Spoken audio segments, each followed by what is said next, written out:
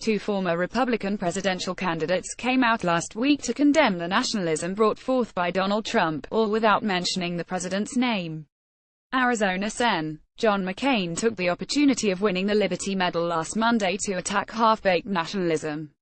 To fear the world we have organized and led for 3/4 of a century, to abandon the ideals we have advanced around the globe, to refuse the obligations of international leadership and our duty to remain the last best hope of Earth for the sake of some half-baked, spurious nationalism cooked up by people who would rather find scapegoats than solve problems is as unpatriotic as an attachment to any other tired dogma of the past that Americans consign to the ash heap of history, McCain declared.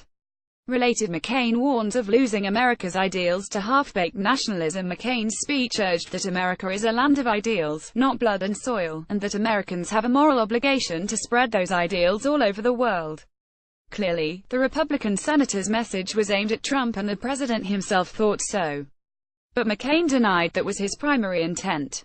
"I was referring to the whole atmosphere and environment. There's a whole lot of people besides the president who have said America first," the senator claimed.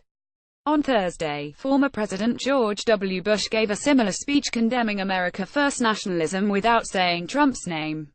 "Our identity as a nation, unlike other nations, is not determined by geography or ethnicity, by soil or blood," Bush argued in his speech. "Being an American involves the embrace of high ideals and civic responsibility." Related, Bush, "White supremacy is blasphemy against the American creed." The president behind the Iraq War also explicitly attacked those who would like a reduction in immigration and protectionism in trade policy. "We've seen nationalism distorted into nativism, forgotten the dynamism that immigration has always brought to America. We see a fading confidence in the value of free markets and international trade, forgetting that conflict, instability, and poverty follow in the wake of protectionism," Bush said. Bush, like McCain, also believes America is obliged to spread its noble ideals around the world.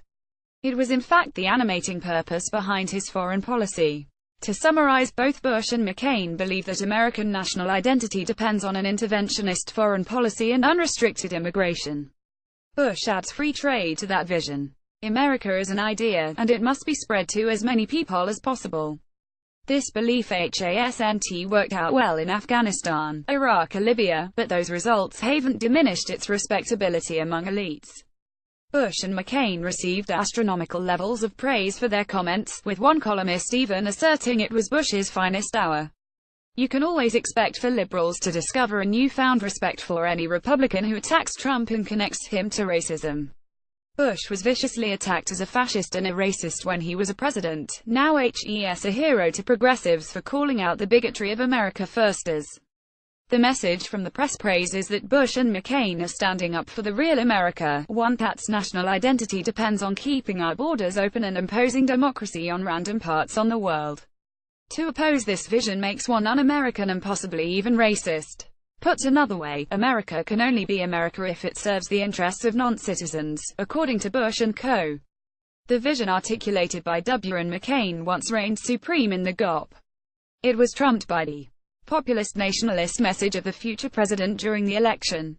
Trump hasn't always articulated it well, as is his nature, but voters flocked to his defiance of old Republican pieties. It was okay to question the point of foreign interventionism if it cost American blood and treasure for no discernible purpose.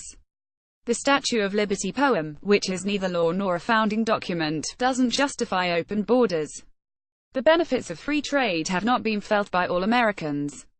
Related, the Statue of Liberty poem is now a weapon in America's culture war in its best form. America First means putting the interests of the nation's citizens above all others. Apparently, this is dangerous thinking if it means no more nation-building. It's expected that the kind of nationalism associated with Trump is smeared with charges of racism. That's how it's been derided since Trump first entered the presidential race. But voters brushed aside those denunciations and voted for Trump anyway. How is putting citizens first somehow un-American? Many liberals and conservatives, particularly of the neoconservative persuasion, believe America needs some grand, messianic purpose. It cannot exist just like other nations in serving its citizens and protecting its sovereignty. It must endlessly promote liberal democracy to the entire world, regardless of whether it serves the national interest or if the rest of the world is open to it. While shrieking about the supposed dangers of nationalism, Bush and McCain failed to acknowledge how harmful their own ideology is. The continued instability of Iraq and the thousands of lives lost due to our intervention there doesn't present a shining alternative to Trumpism.